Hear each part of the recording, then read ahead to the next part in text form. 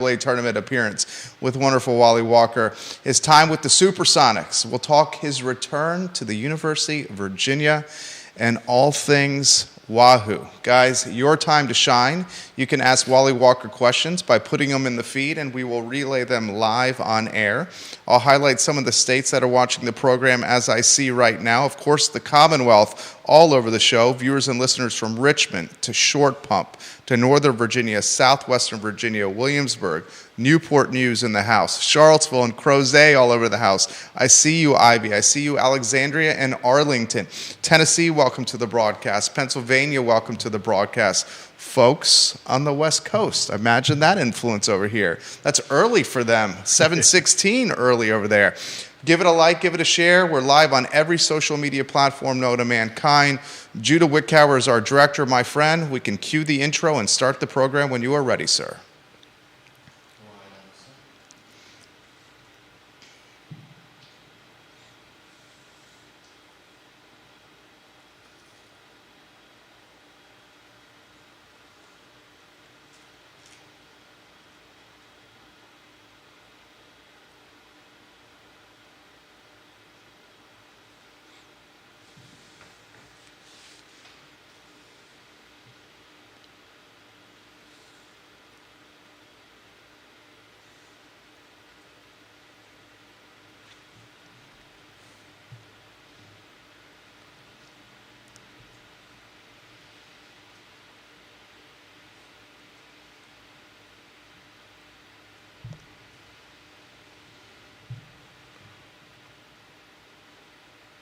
Good Tuesday morning, guys. My name is Jerry Miller, and thank you for joining us on the Jerry and Jerry Show. We are live in downtown Charlottesville, Virginia, a hop, skip, and a jump away from the University of Virginia and Thomas Jefferson's Vision, guys. We're right around the corner from the John Paul Jones Arena and Scott Stadium, and today's program is going to be dynamic. You know why? Because you, the viewer and listener, can shape the show and ask wonderful Wally Walker some questions as we take a trip down memory lane and also look to what's in store for this Virginia athletic department. Judah Wickower is our director and producer. We always give him props early in the program because Hootie and I get to do what we love. We get to talk sports in a school that we love so dearly. Judah, if you could go to the studio camera and show the star of our show, Jerry Hootie Ratcliffe, the Virginia Sports Hall of Famer, who has done a tremendous job, a heck of a job, welcoming a guest of talented and epic proportions. Hootie, the show is yours, my friend. Well, it's my pleasure to welcome Wally into the show. I've known him for years. I didn't cover Virginia when he played, but I was covering other schools in the ACC at the time and had the pleasure of watching him play and gotten to know him over the years, and what an incredible, genuine person he is. And I've admired his career and how successful he's been, not only as a player, but as a guy in the front office, and then starting his own business and being highly successful. And now he's returned to UVA as a deputy AD, and I think your title is about I know. 14 inches long.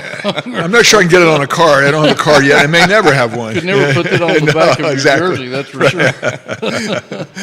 But we'd like to welcome in Wally Walker, hero of the 1976 ACC basketball tournament, the Miracle at Landover, and MVP of that tournament, winning the MVP award. Is named after the coach at NC State, who Everett Case. Everett Case. I don't know why I can't slip my mind. Getting old, I guess.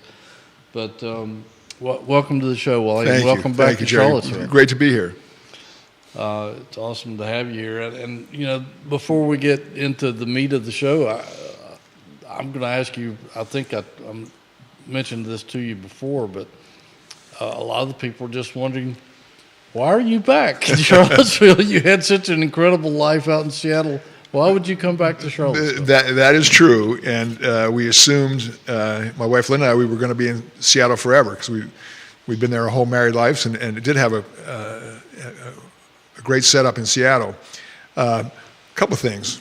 One, I've been given credit for making a big sacrifice for coming back here, though. That's crazy. That's ridiculous. For those of you who live here, know. Did he bring the weather with him? Yes, it does feel like Seattle today.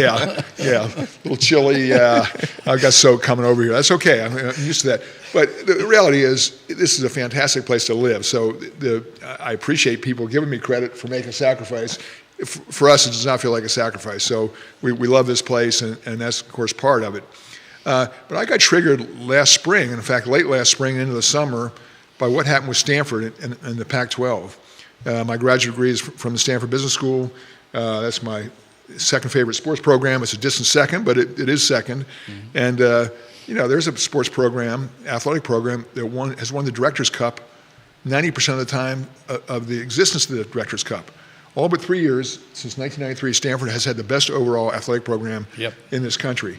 And for them to be orphaned like they were by their conference, the Pac-12, and seemingly not have an answer or anticipate what was going on, got me thinking and talking to folks back here, well, what are we doing to make sure we're out ahead of this? And, there's a lot of happenstance and coincidence, and some people think maybe it isn't coincidence, but I spent a fair amount of time with President Ryan last winter and spring. He was in Seattle, and I was back here, and then there was a Terry Holland Memorial, and I spent some time with Carla and President Ryan and then started talking to them this summer. And one thing led to another, and Carla called me in September about the position I currently have with the title that, is very long.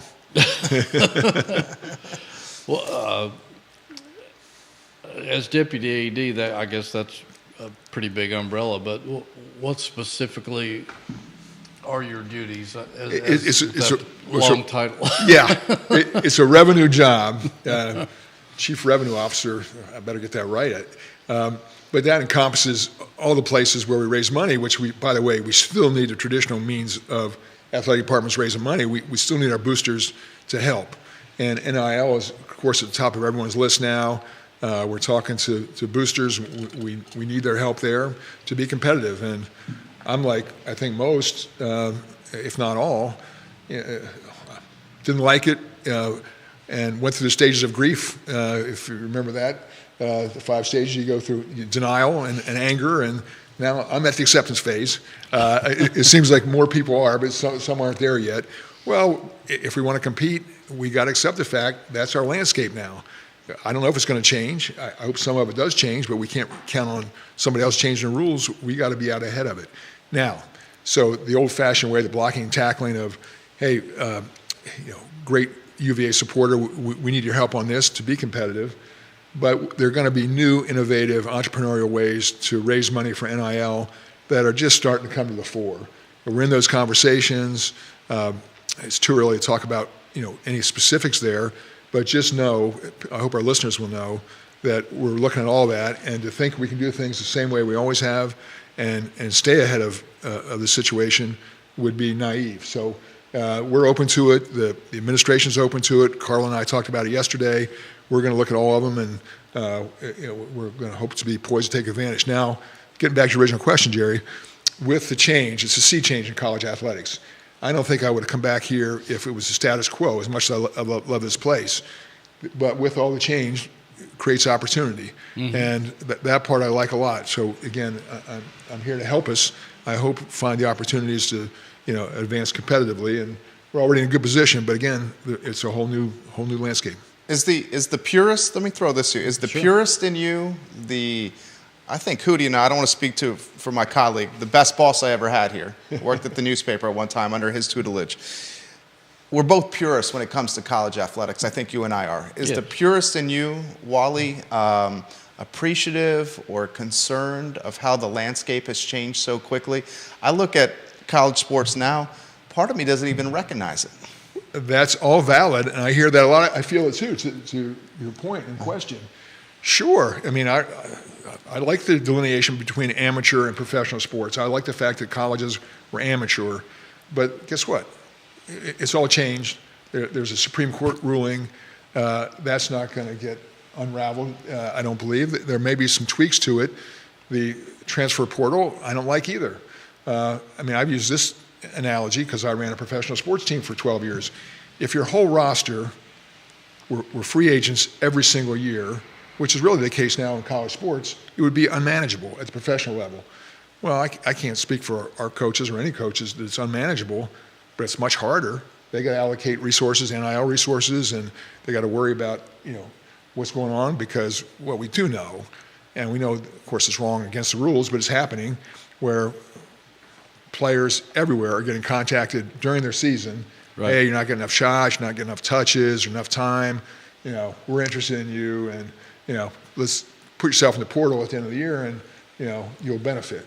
Well, that's not right, but it is what it is. So we don't have to play that game. That's a dirty game, but we have to be at least prepared with resources so that the people we want we can attract. Yeah, that's the madness of it all, is that professional sports actually have better rules now than college sports. It used to be kind of the other way around. Well, by the way, it's a two-way street too. And we're going to be hearing more and more of these stories. A player gets offered NIL money, transfers, and maybe he or she gets hurt. Maybe they're not as good as the coach thought, or whomever offered them the money when they get there. Well, the next year, that NIL money for them at that institution, and it's happened, and we're going to hear more and more about it, is gone. And, the player has no recourse. There's no contract like you have in the pros. When you sign a contract, you're protected. So it's going to disadvantage the fact that it was just kind of this Wild West for both the institution and the players. There are going to be a lot of bad stories. Yeah, and what blew my mind a few weeks ago is when the news came out that Arch Manning was paid $3.2 million this year in NIL money, and he didn't even play. Yeah. And Brock Purdy, who may end up being the MVP of the NFL, is making $850,000 for his San Francisco 49ers. Yeah. Very well could be the MVP. And how about Matt Rule saying that a quarterback, if you want to get a good quarterback in the transfer portal, it's $1.5 million to $2 million.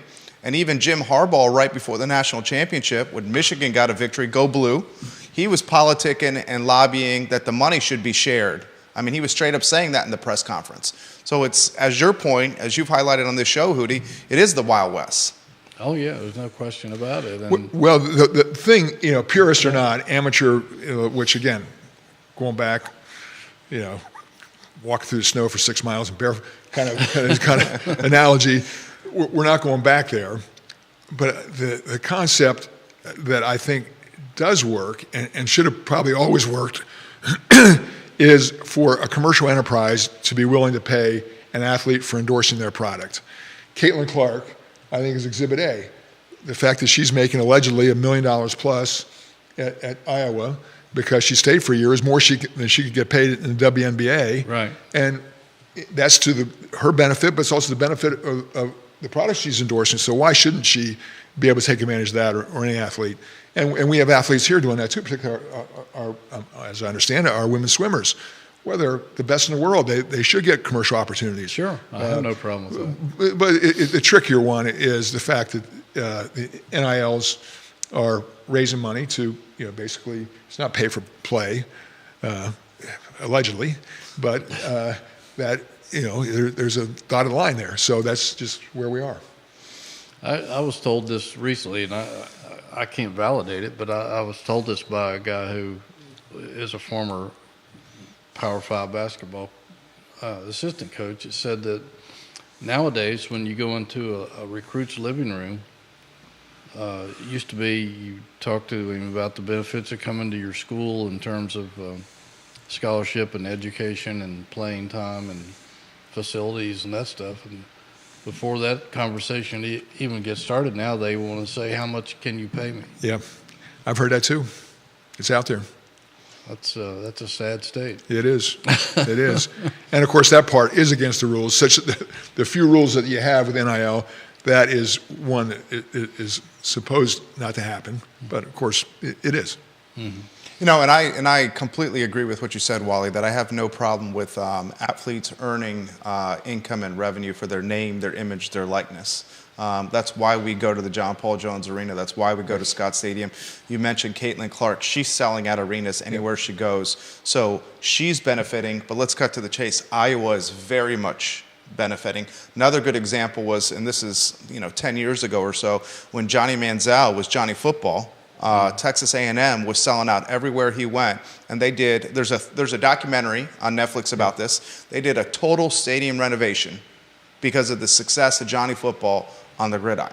And at that time, he wasn't really able to earn any income, so he had to go outside of the box and do things he probably shouldn't have done in retrospect. So I'll throw this to you here. You are entrusted as potentially the architect of putting this all together, at least one of the ringleaders of putting this all together. What are the first steps, the path of fruition for what you're going to do? Well, one, I'm going to have a lot of help, and I've got a great boss in Carla Williams who sees it for what it is. We've got to get in this game in a big way, and at this point, we don't know what that means specifically. It just means we got to be touching all the bases.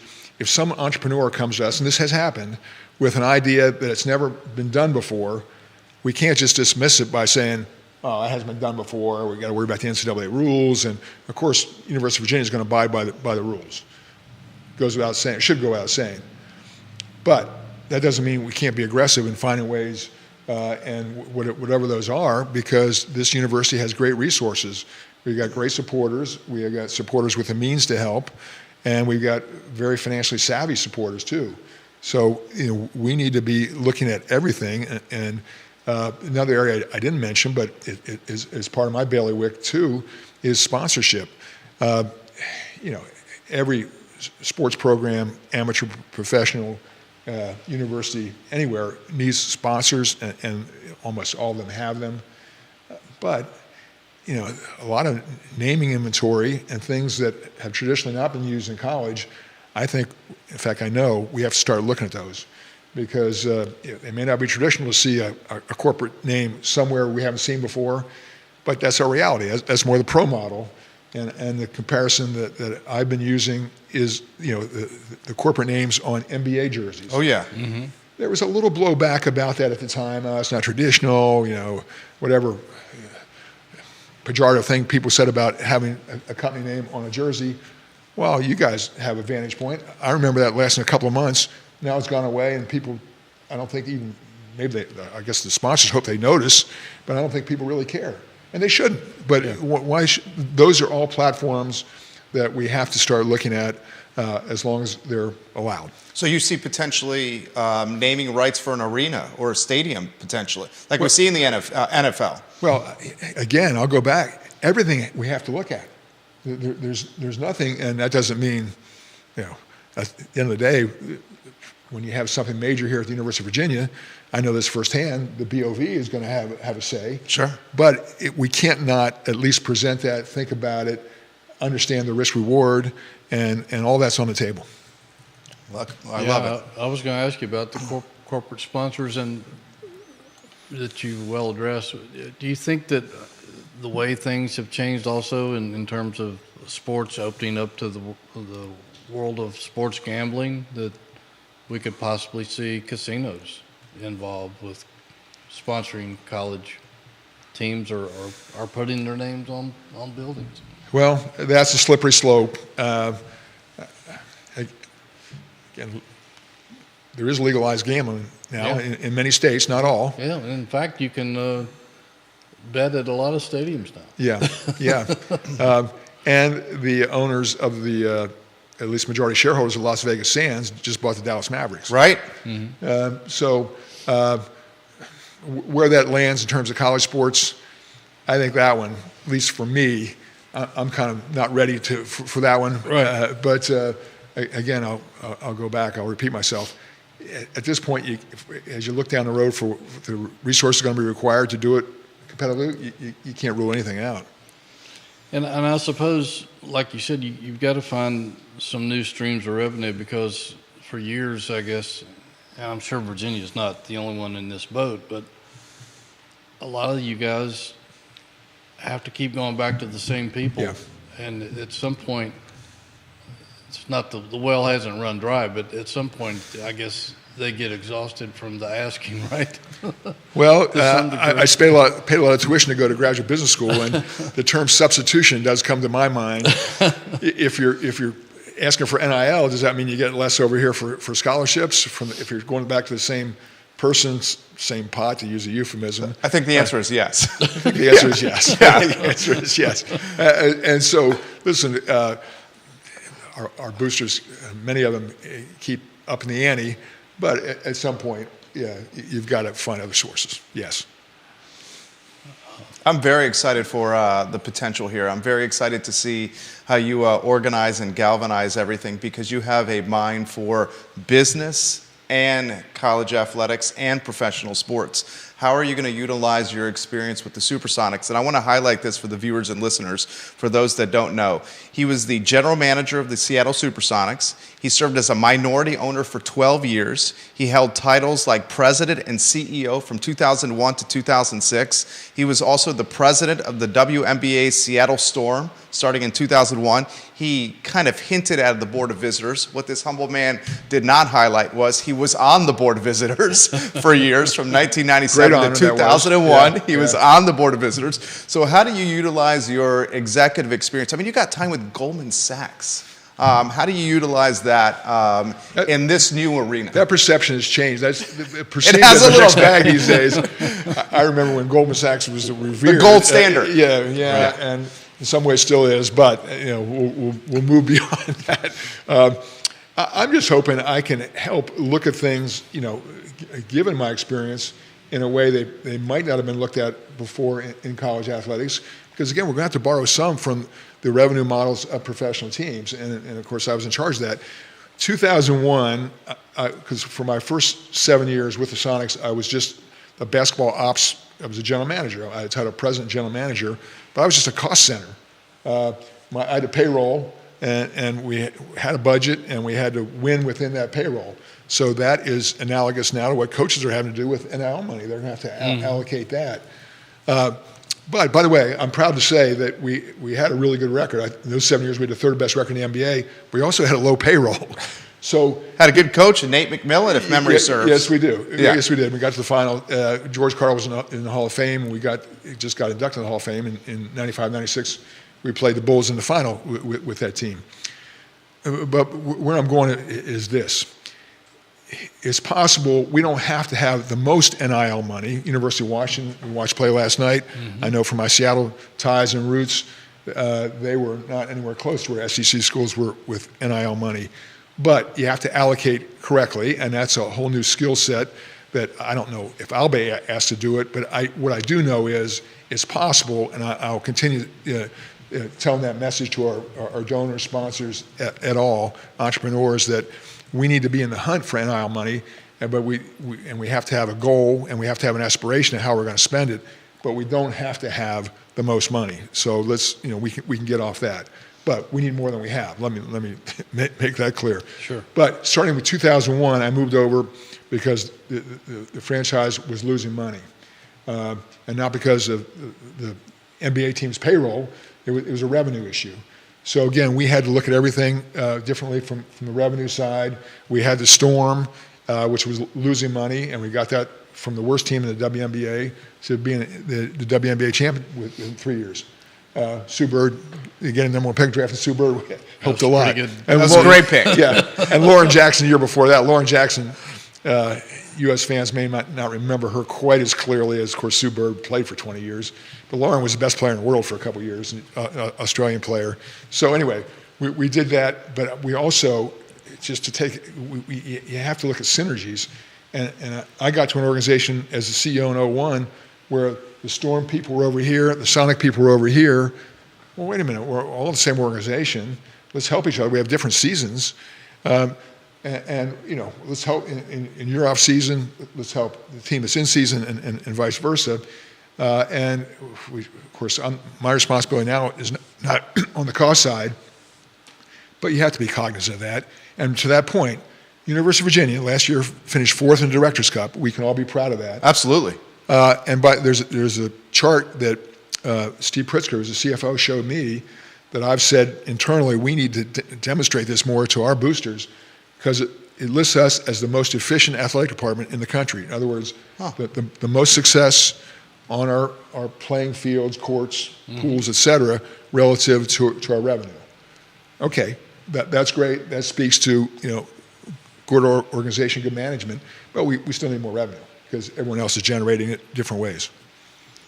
Yeah, that is something to be proud of. I remember back, early 2000s that I guess John Castine told Craig Littlepage that he wanted Virginia to become the Stanford of the East, and he and John Oliver set out on that trail, and they essentially have become the Stanford of the East in terms of a total athletic department. Our Olympic sports are excellent. Yeah. And we keep winning national championships, and we keep winning more than anybody else in the ACC over, if you look at the right time frame. Of course, we can be biased in our time frame, but that's our reality for quite a while now. It's not just a couple of years. I think it goes back to 2015 or so, if I'm remembering correctly. Yeah. And that's impressive, and that speaks to, Jerry, I told you this, one of the perks of my new job is I'm meeting the coaches, most of whom I didn't know at all.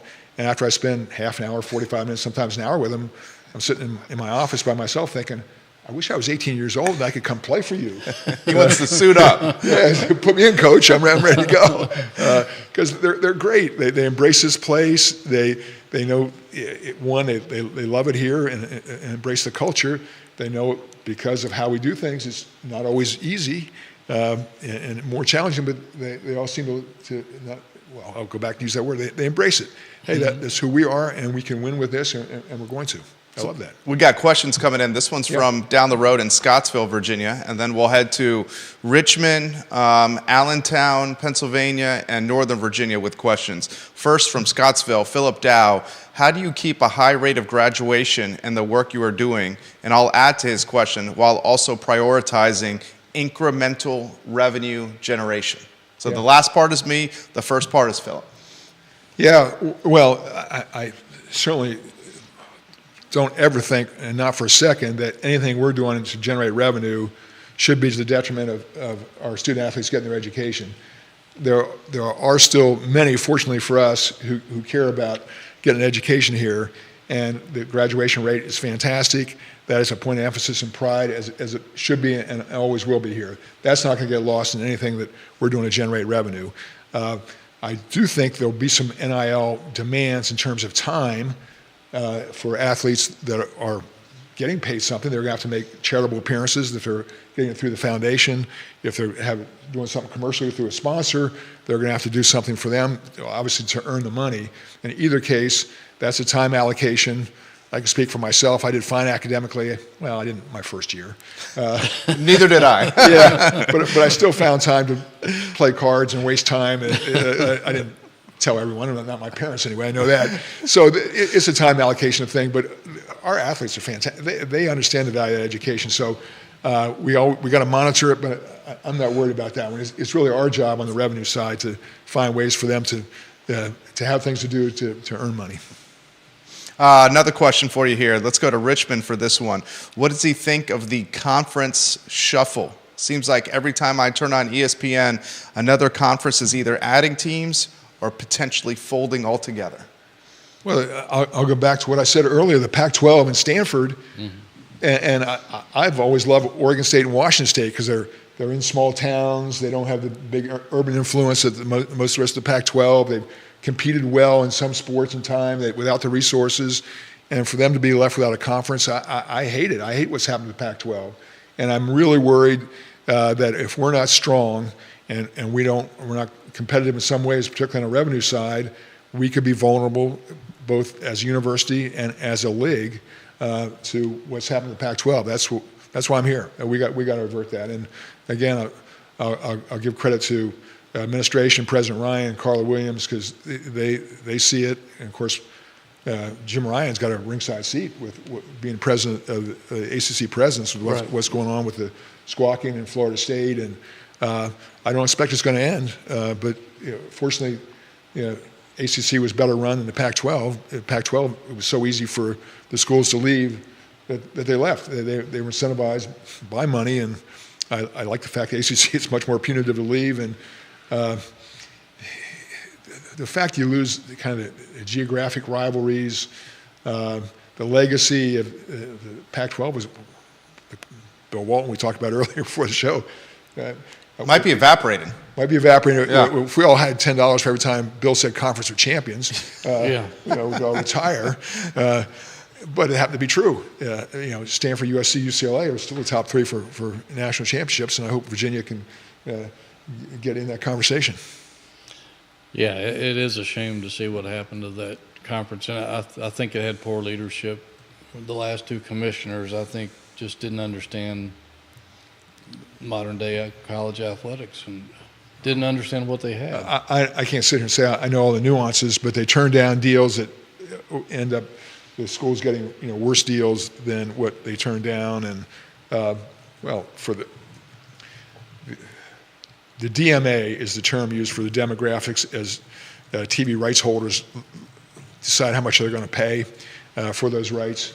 The Pac-12 had all these urban areas on the West Coast and in the mountain region too, and for them not to maximize that was just an incredible miss. I mean, a perfect example of the changing landscape is one of the NFL playoff games this weekend is streamed exclusively on the Peacock app. Yeah. It's not available on standard television. And we've watched Thursday Night Football with the NFL stream exclusively on Amazon Prime. So the traditional model of positioning call to action messages, branding, and advertising opportunities on broadcast television may be yesteryear. Apple TV, for example, was a key player this past summer with the conference landscape shifting, especially on the West Coast. So this is an interesting question for you here. Digital and social media and streaming, how it pertains to this. I'm 42 years old here, and I think I'm watching more sports, and I have an iPhone, for those that are just listening in my hand, more sports on my iPhone than actually on a box in front of a couch. It's amazing. And I know our two youngest sons, my wife and I's two youngest sons, they're certainly going to be in that point as they get into their passion for UVA sports, because their dad is a diehard UVA guy. So I'll throw that to you, streaming and social and digital and anywhere you want to go on that topic. This show is streaming, for example. Yeah, well, it's really topical for the revenue opportunities and the future of sports. I'll go a couple places, but I'll start with the NBA. The NBA's media rights deal, which used to be called a TV deal, is up this spring. And I stay in touch with people in the NBA league office because of my years in Seattle. I'm also hopeful that Seattle's going to get an NBA franchise back. In fact, I'm very, very optimistic about that. But what's one of the gating issues, if not the primary one, in the economics for a new franchise, expansion franchise, is how big the new media rights deal is going to be. And the new bidders on that, the traditional carriers, we all know, have been ESPN, ABC, TNT.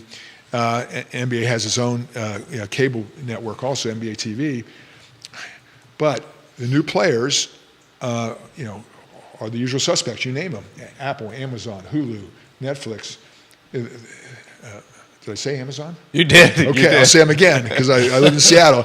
Those are all huge, well-financed companies that are now showing an inclination, if not strong interest, in live sports. In sports. Because that's how you drive your subscribers, the people. Because you watch it in real time. Yeah, and they're willing to stay subscribe sticky to Amazon Prime. Yeah. In part because they're going to get some live sports content. Well,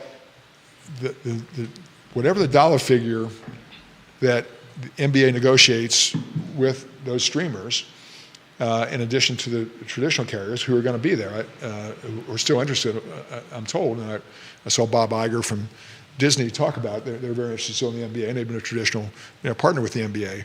Well, that number will dictate owners' interest in diluting, aka expanding, their NBA revenue streams, and really how much an expansion fee is going to be.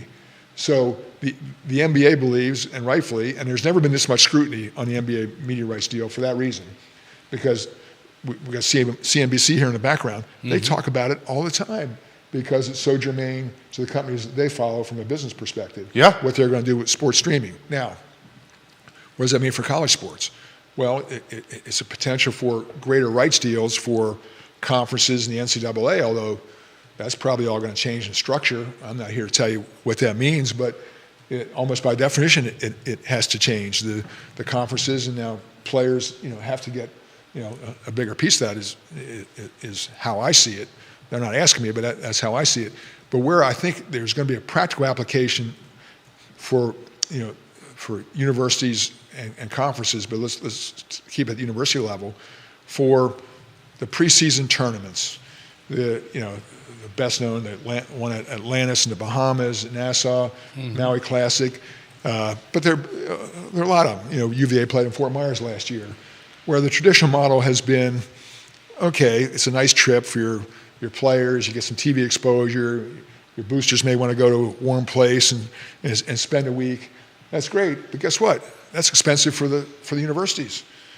What I'm hearing, and reliably so, is a lot of entrepreneurs are looking for ways to both attract universities to come play in a tournament, pay their expenses because the content is valuable, do a deal with a streamer to generate the content. Of course, that would include sponsors. They're going to have sponsors to help pay. But the streamers are interested in that content and willing to pay for it. So therefore, that money will flow back in a different, better way for universities. So there's a benefit there. There's nothing tangible yet, but those conversations are beginning. I mean, if you think about it, and this is my passion here, media and monetizing media, especially digital, social, and mobile. We're doing a talk show right now with one of the greatest basketball players in Virginia history, who, as Hootie said prior to the program, has arguably the most professional success of any UVA athlete, both on the court or the gridiron, on the court in your case, and then in the front office, right?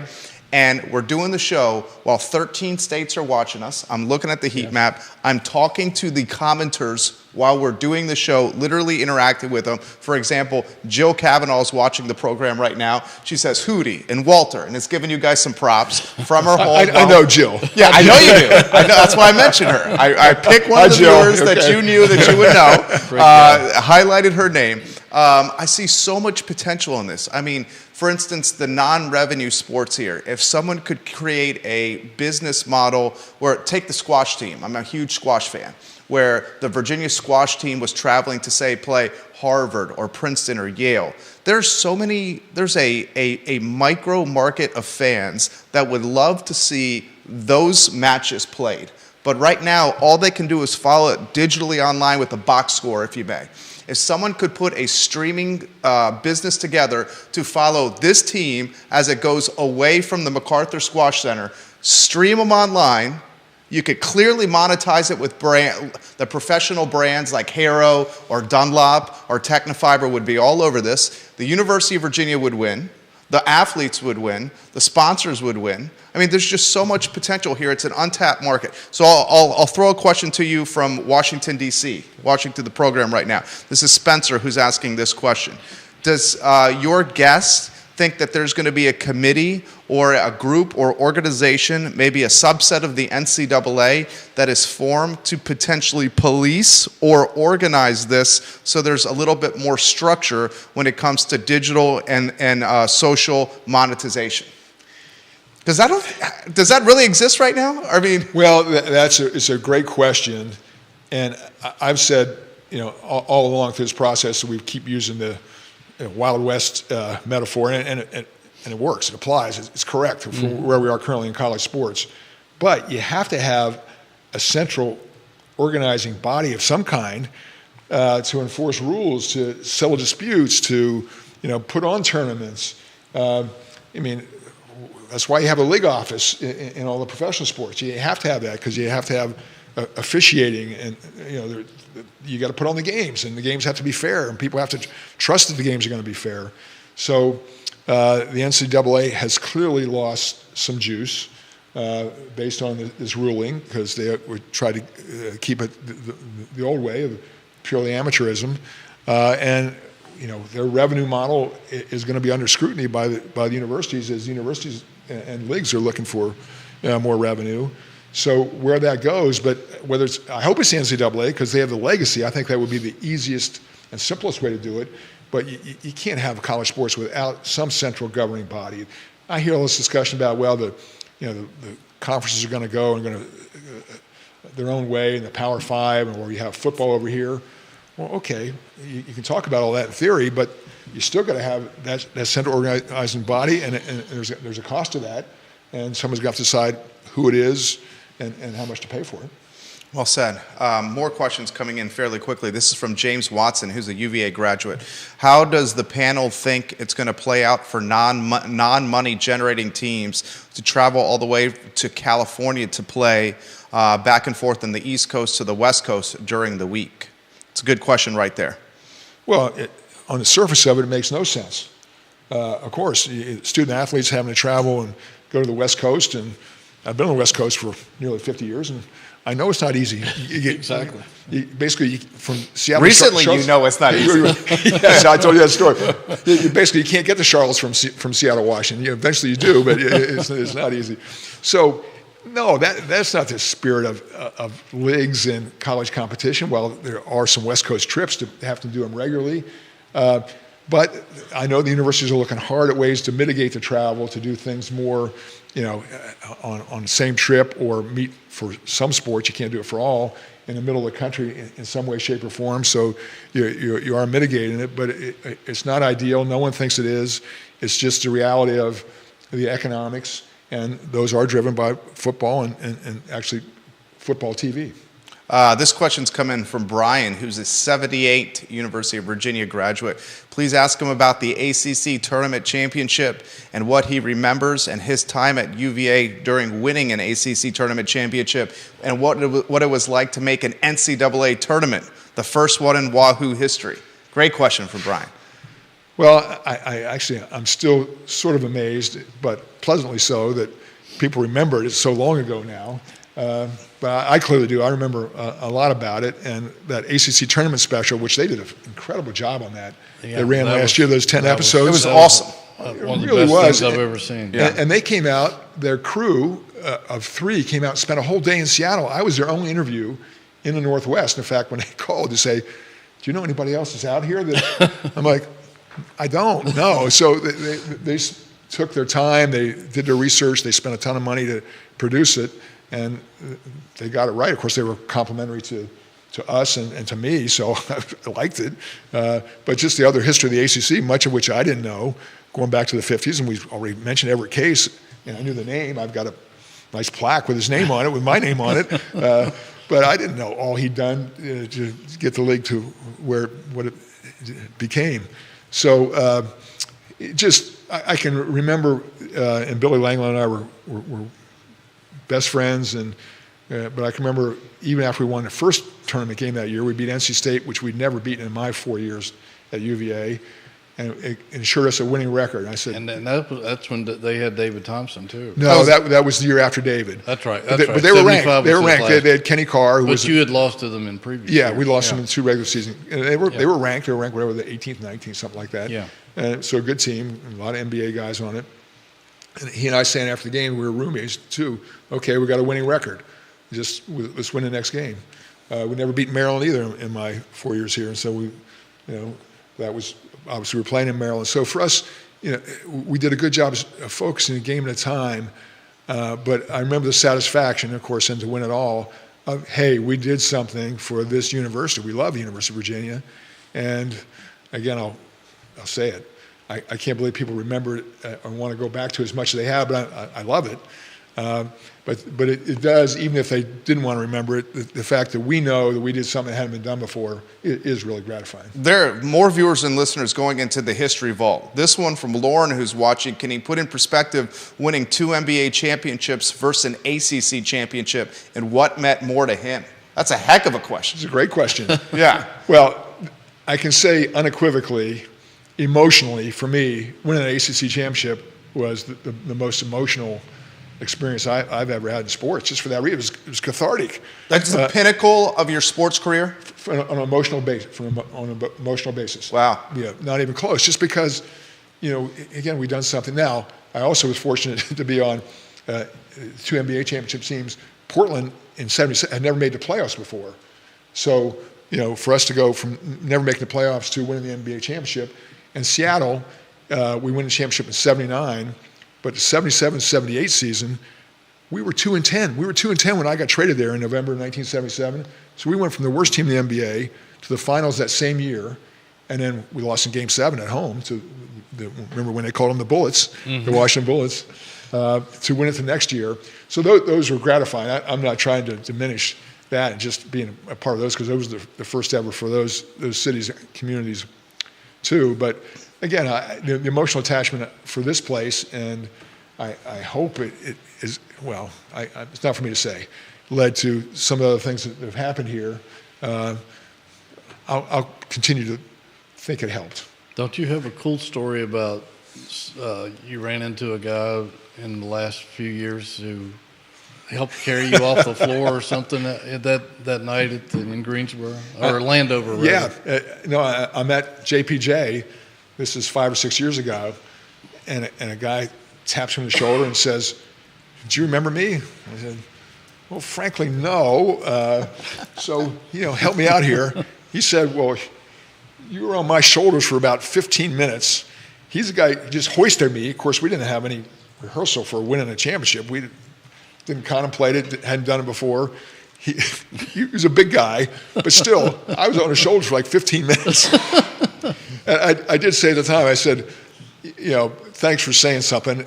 In my defense of not recognizing you, I never really did see your face." I got a personal question for you. Gary Payton, one of my favorite basketball players of all time. What was it like to be in the front office when the glove was in his heyday? Well, he was great. When I became a general manager in '94, he hadn't really, he was really good, but he was a really good defender, and you didn't know he was going to be a 20-point scorer. There wasn't anybody that I heard that was saying, that guy, he's going to the Hall of Fame, and he's going to be one of the top 75 players of all time. I had done the broadcast for the team for the previous 2 years, so I saw him a lot in person, which was I'm glad, because seeing him every day, you really appreciate how tough he was, but he just kept getting better, particularly at the offensive end, where by the year 2000, and we did our own statistical analysis and on productivity, on our system, and I think it was pretty good on the analytics. He was the best guard in the game. We re-signed him in '95. After the '96 season, we went to the finals. He was a free agent. So it was my job. I got him signed for 7 years. I had people saying, because Gary could be a hard personality, because he was demanding. Absolutely. He yelled at people. Yeah. Teammates would get frustrated with him. I had teammates come in my office, players I respected, to say, Gary, I'm like, hey, Gary's going to be here. Your job is to get along with Gary, not vice versa, because we're not going to be able to replace him. What I was thinking when I wasn't saying, we'll probably replace you. Yeah, I know. So we did get him signed for 7 years. Now, I also was in the front office, although I wasn't the general manager when I'll tell you the story. When we traded Gary, he was 34 years old. Was that to the Heat? No, it was the Milwaukee Bucks. Oh, the Bucks, that's right, yeah. So he was 34 years old, and he was a free agent at the end of the year. He was 34 years old. He was still good. He wasn't as good as he was a few years before, but he's still really good. I'm not saying that as a criticism. It's just Father Time is undefeated. Sure. So right at the trade deadline, we have a conversation with Rick Sund, who's the general manager who was reporting to me, but he was the one doing the deal. Calls me the day before the trade deadline, says, Milwaukee's interested. And Ray Allen's in the conversation. I'm like, Ray Allen was 27 years old and already been an all-star. And at that point, we didn't know he was going to be a Hall of Fame player in the top 75 either. Right. So a blockbuster trade. Hard trade, because Gary was the icon of the franchise, but we weren't sure we were going to be able to keep him next summer, and he was older. So I know there was going to be negative blowback. So I come into the office the next morning. Social media wasn't as big then, but there was sports talk radio. The newspapers. You guys we remember were still widely read and followed. I didn't read anything. I didn't listen to sports talk radio. So I came in early, and our head of marketing is there when I walk in. I said, "Well, how many responses did we get last night?" And there were email responses coming into the office. He said, "We got a little over 800." Well, those 800 were a lot in those days. No question. So I said, "Well, we just got Ray Allen. He's an all-star player. He's 27. Did we get 10% favorable?" Shook his head no. I said, 5% favorable? Sugar said no. I said, do we get any favorable of the 800 plus emails we got? He said, no. Wow. He said, not a one was in favor of it. And he said, and by the way, tonight's game, we've got security assigned to you. I said, okay, I'm probably better off not knowing what those emails said, right? I said, no, that would be wise. So that's how bad it was. And then Ray just had Blew up, had great Yeah. years for us. He averaged 25, 5 and 5, and then just he made subsequent to that trade. He made the All-Star team 7 years. So it was a really good trade. As emotionally, it was a great trade. Yeah, it was a great trade. Yeah, in hindsight, you won the trade. Yeah, it didn't feel that way for a while as a Seattle resident, as a team president, but it did work out. How about this question for you? The greatest basketball player you've played alongside, on the court with, and the greatest basketball player you've seen from the front office. Front office, I have an idea who you're going to pick here. Yeah, I saw that a little too much in '96. We'll start there since we already referenced it. We're going to go MJ? Yeah, you know, our team, our Seattle team in '95, '96, Gary Payton, Sean Kemp, Detlef Schrempf, Sam Perkins, UVA fans will remember, Hersey Hawkins. It was Nate McMillan went on the coach. Fantastic team. Fantastic team. Yeah. We were 64-18 after starting 6-5. So that at the time was the 10th best record in the history of the NBA regular season. So teams that have won 64 games in the past won the championship. Well, we played the Bulls. That it's pretty much consensus. I know it's not unanimous. That was the greatest team of all time, the 95-96 Bulls. So we play them, and we'd already beaten them once in the regular season. We actually beat them in the preseason too. It doesn't matter. But anyway, we had some confidence going in. Nate McMillan was hurt, but we did win 2 games. But Michael was Michael. He was such a great competitor, and so he was the greatest I saw.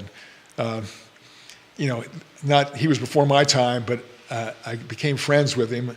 I hope I'm not using that term loosely, but Bill Russell lived in Seattle, and I used to ask him to join me for a game every year, and he would accept, and I would just sit and ask him questions. And he would tell stories about his days with the Celtics and the NBA, and that was fascinating. So just be around that kind of greatness, after the fact was a real treat and honor for me. Now, I play with a lot of Hall of Famers in the NBA, including Ralph Sampson. His rookie year was my last year in the NBA. No one would pay me after that. When he was healthy, Bill Walton, my rookie year, and that was a big if because he was hurt a lot. But he stayed healthy through the playoffs and through, I think he played 60 regular season games that year. He was just so easy to play with. He was covered up defensive mistakes. If you're open for a second, he had the ball at the high post, the ball was on you, at the right place at the right time. He just had such a feel. So and my best friend in Seattle was Jack Sikma. The longevity of just being there every night. Dennis Johnson was on our championship team, was a great player. Gus Williams was an all-pro player. Bill Walton, when healthy for that year, was the best I played with. What do you make of LeBron basically playing almost at the top of his game at nearly 40? It's incredible. It's incredible. It's incredible. Now, Mike was the best player I've seen. I think he's still the greatest of all time. But LeBron's got to be in that conversation now. If he wins another title, there's going to be a groundswell. And again, it'll be an argument. We can have bar fights about that, about who's better. But for him to do it all these years, I went to see him in high school. The NBA All-Star game that year was in Philly. LeBron was playing Carmelo Anthony's team, Oak Hill. Oak Hill, yeah. They were playing, it was in Trenton. It was only about an hour drive. So all the NBA people in the afternoon, Sunday afternoon, drove up to watch LeBron James. None of us had laid eyes on him before. Right. And so we go in this little arena. And Carmelo, by the way, in the game had 35, 38 points. And he wasn't even noticed because we hadn't laid eyes on LeBron before.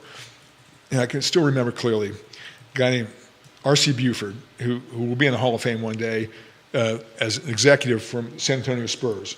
I've known R.C. since I showed him around here when I was a first year, and he visited as a recruit. So we've been friends. That's a long time. So my cell phone rings, and we stay in touch. And I'm Seattle, he's San Antonio, so we're rivals in a way, but we're friends. My cell phone rings. He doesn't say hello.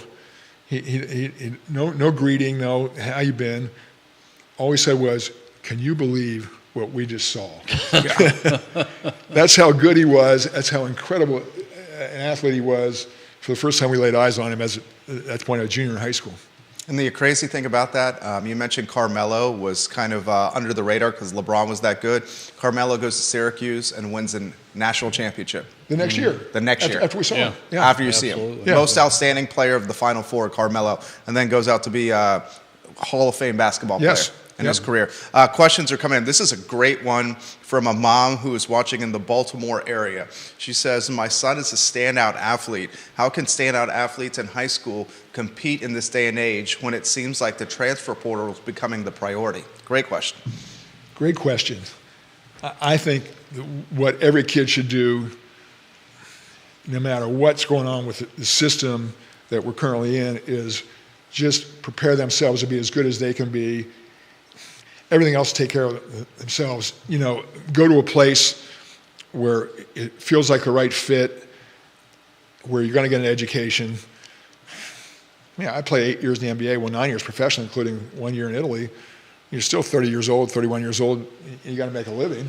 You got to go do something. So the value of the education still should be factored in. I know it gets lost in the shuffle often, and probably too often, but for that mom, make sure that the backup plan is in place. And, you know, I think it was Tubby Smith. You guys would know better than I was, but I saw a great quote from Tubby about the transfer portal that said, what are we teaching these kids? All they're learning is if there's a little adversity, they're not getting what they want, they leave. Yeah, that was Tubby. You got to battle through the adversity. I mean, that's a life lesson that, you know, is well learned if doesn't work out for you right away. And so I hope we don't, well, I think we have lost some of it with the transfer portal, but I hope we get back to people who are willing to face adversity, to battle through and get to the other side with success there. So anyway, that young man, young woman should just, you know, practice hard, be as good as they can be, and just go get it. Todd Rath watching the program. You may be able to close a deal here. He's the owner of Blue Toad Hard Cider in Nelson County watching the program. He says this is a little off topic, but what does Wally Walker think of the chances of his Purdue Boilermakers making a deep run after losing to a 64 seed, much like UVA? Maybe we can tie in UVA's bounce back from getting ousted early in the tournament to the next year winning the big dance into that answer.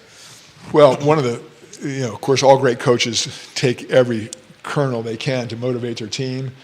And what Tony Bennett did with that first round loss was a coaching clinic, a lesson in psychology to turn that into, hey, we can't get to where we're going. You guys remember the saying better than I would, without going through the adversity that we dealt with there. Right. And to take that incredibly painful event and turn it into a national championship motivation, you know, that's brilliant. So to the degrees everybody's watching, and I'm sure Purdue or anybody else is, they should learn that lesson too. And Matt Painter had a ringside seat for that too. Yes, he did. They lost By to the way, Virginia in overtime. that game might have been the single best game I've ever seen, the Purdue-Virginia game. The only one I think I ever saw better was when NC State beat UCLA in triple overtime in the national semifinals in '74. That was good. And as I was saying that, I was there. In fact, Billy Langlow and I sat in person for NC State Maryland ACC final in 1974. Yeah, That was an incredible game. Yeah. First thing you did, question for me, first thing you did when you got back to Charlottesville? What was the first thing you did? Restaurant, activity, trip down memory lane, all the above? Well, I was back in December for a couple of weeks. I was here in October for some, but I've got some really close friends here. A lot of my closest friends from my undergraduate days have moved back here. So it's always getting together with them and seeing them early on. But for us, I already told you guys the story before we went on air. We got here with our dogs. Had never been on a plane. And, of course, we're totally mystified what was going on with their life. They arrived in Charlottesville. So it was great fun for me to introduce them to them, this town I love. My wife has been here a fair amount over the years. But for her now to find the Boar's Head trails to take our Bernese Mountain Dog for a run, I mean, and for her to come back and say, that's great. Max, our Bernese Mountain Dog, loved it. It was just those little things that, matter. This guy is a Renaissance man. You are still got your broadcasting chops. I mean, the interview has been a breeze. Why don't we close down the interview, guys? We've gone an hour straight of just fun with wonderful Wally Walker here.